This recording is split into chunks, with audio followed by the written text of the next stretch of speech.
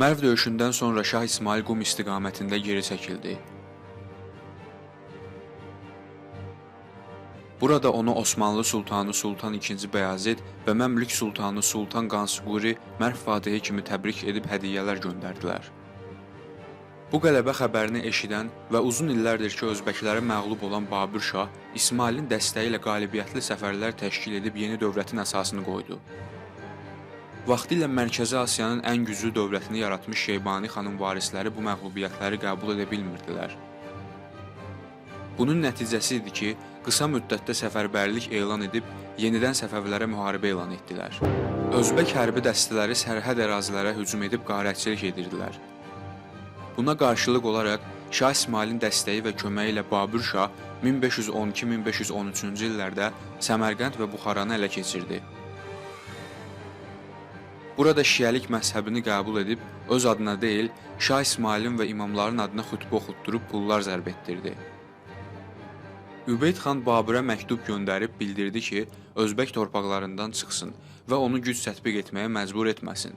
Babür Şah bu məktubdan sonra özbəklərin qorxduğunu düşünüb müharibə hazırlıqlarına başladı. Baş vermiş döyüşdə Babür Şah qələbə qazandı və ordusuna geri çəkilənləri təqib etmə əmri verdi. Nəticədə özü çadırında az qüvvə ilə mühafizəsiz halda qaldı. Übeyd xan isə dərhal yaxınlıqdakı çuxurda gizləndiyi 200 nəfər döyüşçü ilə çadıra hücum etdi. Babür Şah məğlub olub geri çəkildi. Onun ordusu isə pərakəndə halında Buxarada məğlub edildi. Babür padşah kör peşman vəziyyətdə geri döndü və yenidən Şah İsmaildən kömək istəmək qərarına gəldi. Bununla bağlı ona məktub yazdı. Həmin məktubda Babür padşah yol verdiyi xətaları etiraf edirdi. Bildirirdi ki, böyüklər himayəyə götürdüklərini heç vaxt atmırlar. O da Şah İsmailin müdrikliyinə və böyüklüyünə arxalanaraq yenidən ondan kömək istəyirdi. Babür padşah xahiş edirdi ki, əldən getmiş ərazilər yenidən fəth edilərək onun idarəçiliyi altına verilsin.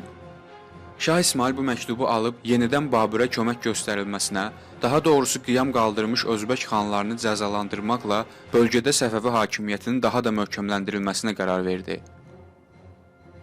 Şah İsmail Babürə göndərdiyi məktubunda deyirdi: Babür padşaha məlum olsun ki, inşallah Özbəklərin başına elə bir bəla gətirim ki, uzun illər ərzində məni yaddan çıxarmasınlar. Onlara mürəvvət göstərsəm də nəticə çıxarmadılar.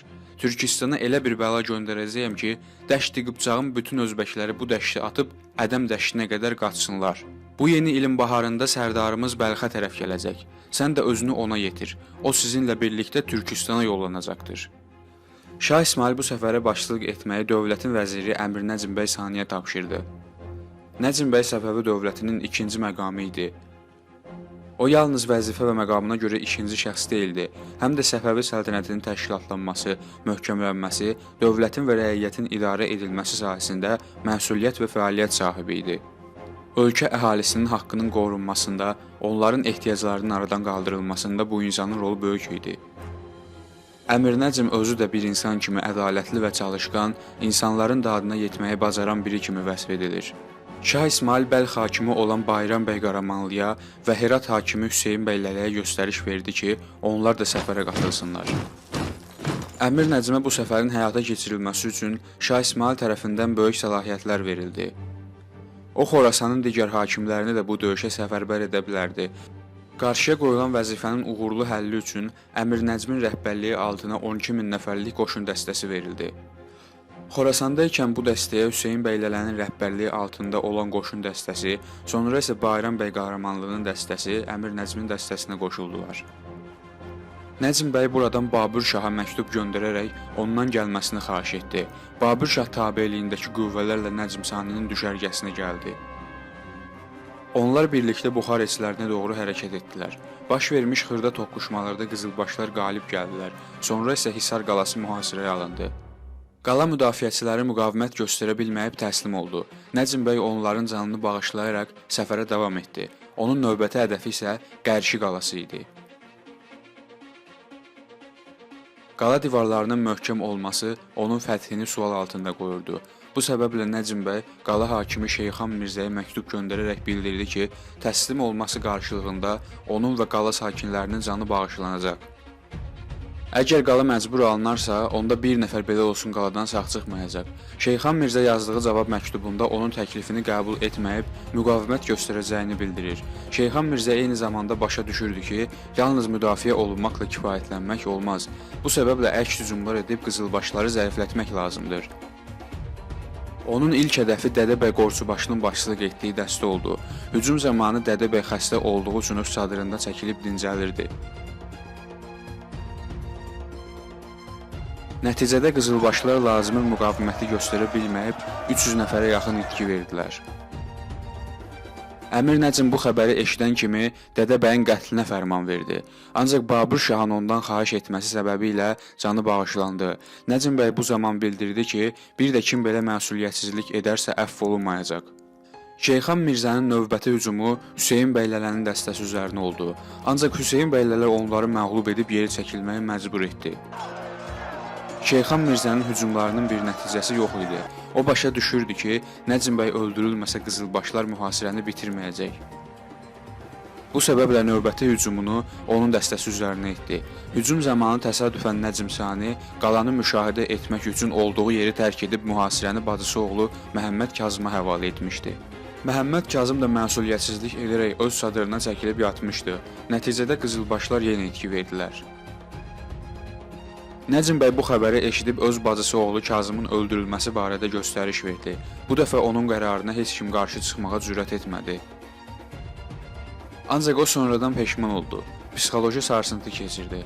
Hətta vəziyyət o həddə gəldi ki, Əmir Nəcim Kazım deyə gəzir, rastlaşdığı əmirlərdən Məhəmməd Kazımın harda olmasını soruşurdu.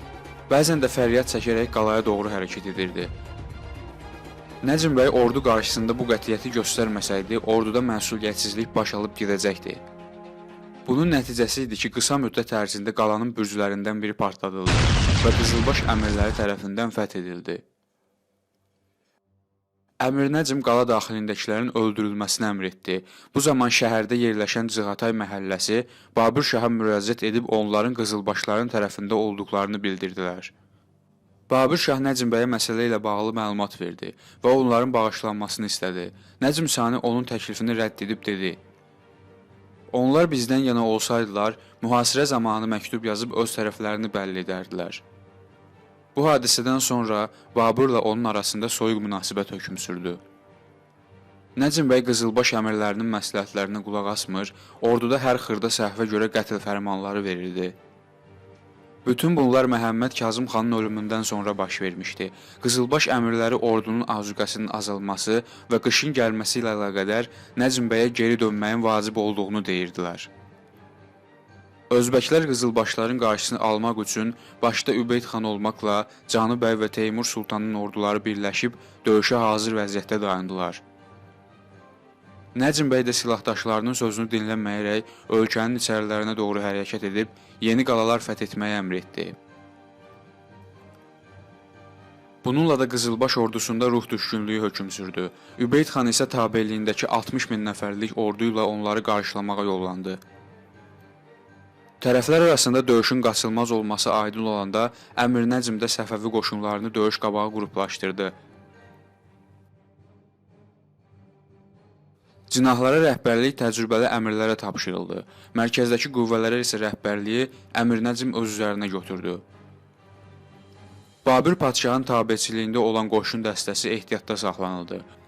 Əmir Nəcim ona tapşırıq verdi ki, hansı tərəfdə özbəklərin üstünlüyü hiss olunsa, dəstəsi ilə həmin tərəfə atılsın. Beləliklə 1512-ci ilin noyabr ayının 12-sində Əmir Nəcmin rəhbərliyi altında olan Səfəvi qoşunları ilə Özbək qoşunları arasında böyük bir döyüş baş verdi. Übeyd xan cinahların hücuma keçməsini əmr etdi. Baş vermiş döyüşdə qızılbaş sol cinahı itki verərək geri çəkilirdi. Babür Şah onlara dəstək vermək əvəzinə ordusu ilə döyüş meydanını tərk etdi. Qızılbaşlar sağ cinahda uğur qazansalar da, Übeyd xanın müdaxiləsindən sonra onlar geri çəkilməyə məcbur oldu.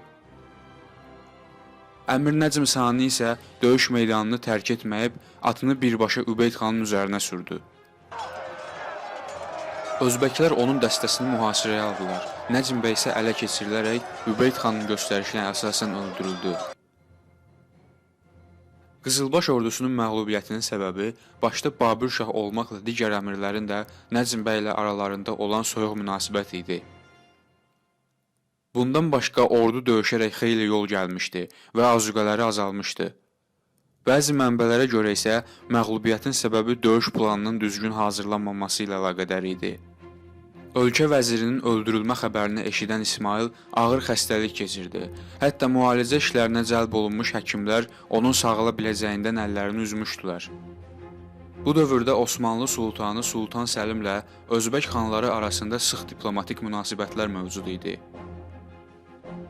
Bunun nəticəsi idi ki, Özbək xanları Çaldıran döyüşündən bir il əvvəl, yəni 1513-cü ildə Übeyd xanın başçılığı altında Xorasana hücum edib, bölgədəki qalaları bir-bir ələ keçirdilər.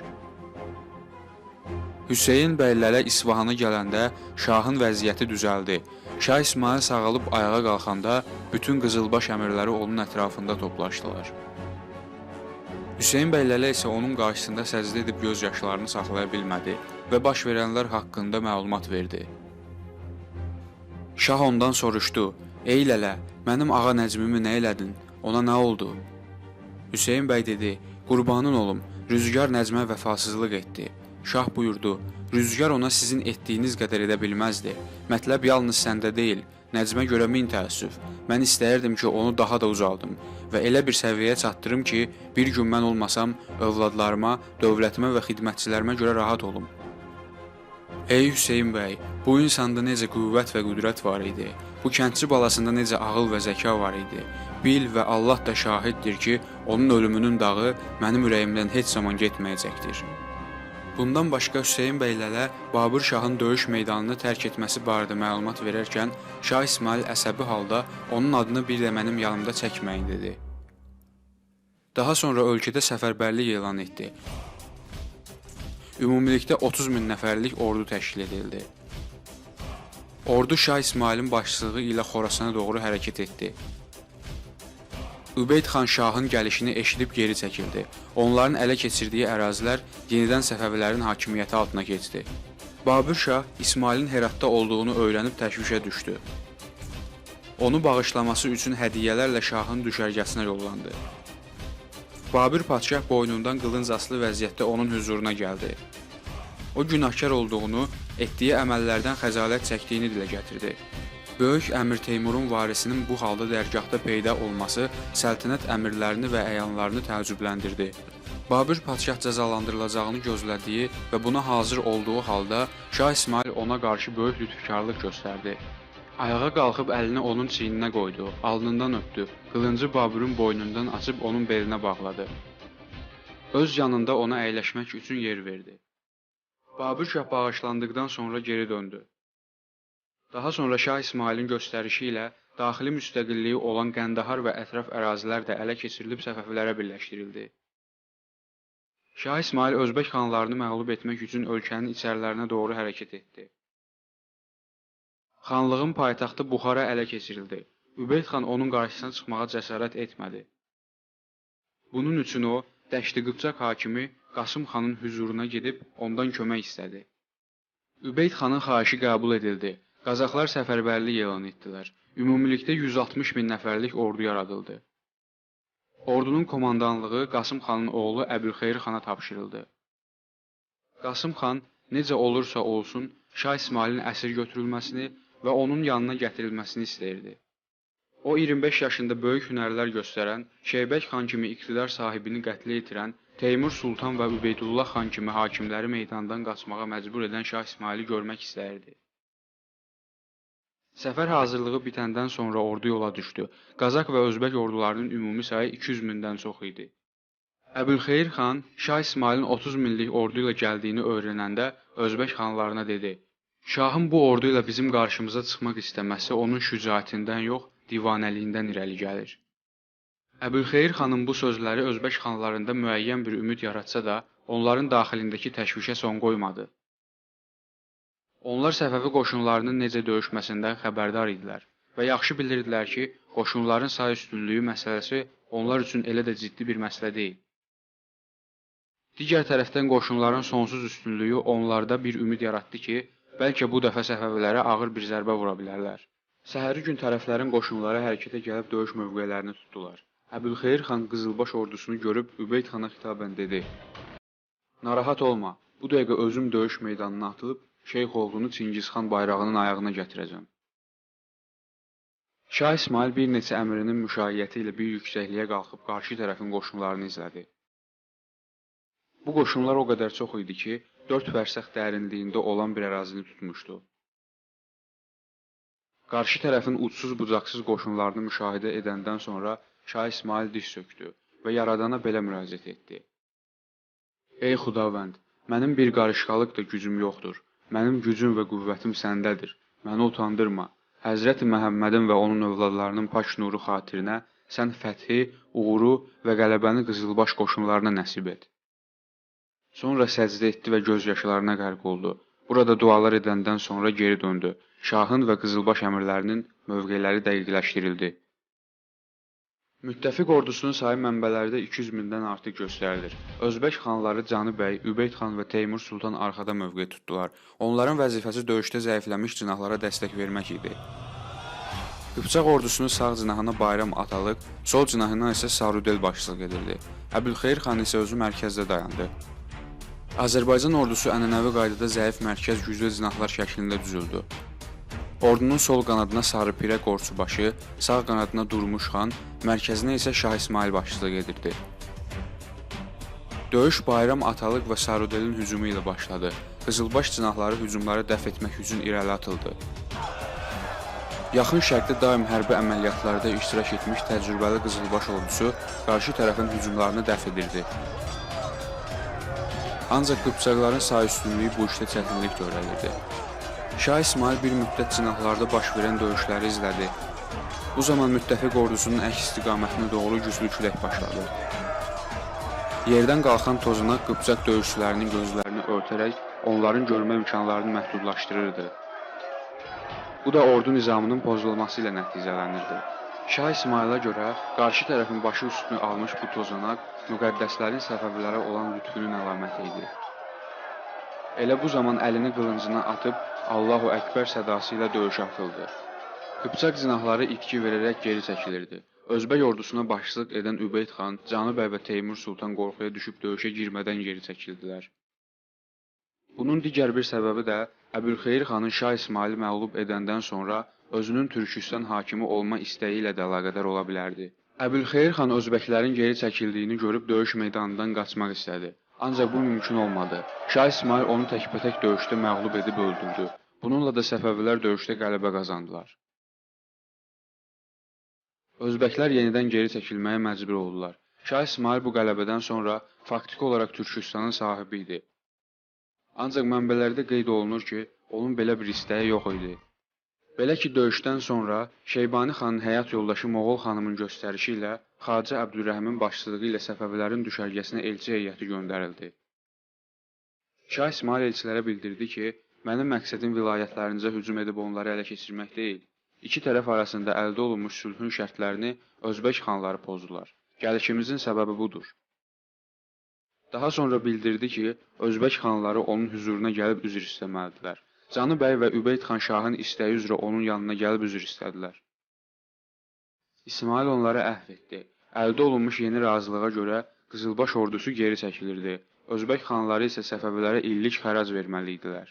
Səmərqənd və Buxaranın idarəsi isə Babür Şaha tapşırıldı. Qızılbaş əmirləri ondan bunun səbəbini soruşanda Şah, dünyada yaxşılıqdan başqa heç nə qalmaz. Bu da məndən bir üz olsun sözlərini dedi.